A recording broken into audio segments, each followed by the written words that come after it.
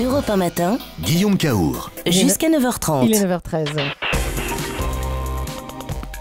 Et c'est le temps de cerveau disponible avec Mathieu Noël. Mathieu, qu'est-ce qu'on regarde ce soir? Ce soir, à 22h15, France 2 nous propose un documentaire intitulé « Et si on légalisait le cannabis ?» Je suis pour. Alors ça je sais Guillaume que personnellement vous êtes pour. Mais êtes-vous sûr d'avoir bien mesuré toutes les implications Si on légalisait le cannabis, je ne suis pas sûr que le journalisme en sortirait grandi. Vous avez envie, vous, qu'à la cantine d'Europe 1 se transforme en coffee shop où Laurent Cabrol et Jean-Luc Petit-Renaud passeraient leur matinée à se faire des soufflettes?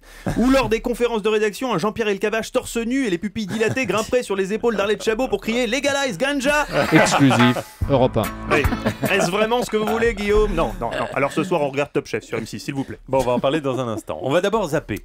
Oui, on zappe donc d'abord ce débat sur le cannabis, qui va me faire toute la chronique, sur France 2. Débat auquel participera notamment l'ancien ministre de l'Intérieur Daniel Vaillant, qui, comme tout ancien ministre qui se respecte, aura tendance à monopoliser la parole. J'ai l'impression qu'il faut être ministre pour avoir la parole dans ce débat ici. Mais si vous savez, monsieur Ramirez, vous n'aviez qu'à être ministre. Oui. Alors, dans ce débat sur le cannabis, chacun tentera, comme vous le voyez, de couper l'herbe sous le pied de l'autre, pour essayer d'enfumer. Les autres participants, certains ne seront pas en manque d'arguments, même si personnellement j'estime qu'il faut arrêter de croire que l'herbe est toujours plus verte dans le jardin du voisin, et qu'il ne faut pas mettre la charrue avant la bœuf. Mais si vous n'avez pas compris tous les jeux de mots dans cette phrase, voir le dépliant 6 juin. Ok, bon.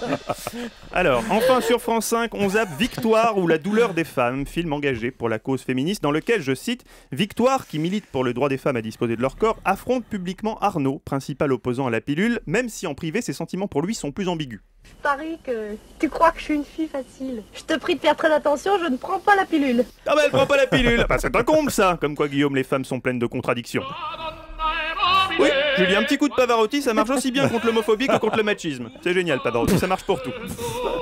Bon, on regarde M6. Ce soir dans Top Chef, nos apprentis marmitons ont pour mission de concocter un buffet gastronomique pour les spectateurs de la comédie musicale Mamma Mia. Autant dire pas n'importe qui, tant les gens qui se déplacent pour entendre ceci sont forcément des gens de goût, Julie, peu disposés à s'accommoder de la médiocrité. Nos cuistots auront donc fort à faire pour ce buffet Mamma Mia. Pour l'occasion, travailleront-ils avec des abats? Ok, nous le saurons ce soir lors de ce Top Chef qui, je cite, a l'ambition de mélanger gastronomie et musique disco, ce qui est en soi un défi alléchant. Mais au fait, à quoi peut bien ressembler un mélange de gastronomie et de musique disco? Oh, certainement à ça. Je suis la reine des quiches, thermostat 6 pour bien dorer les miches.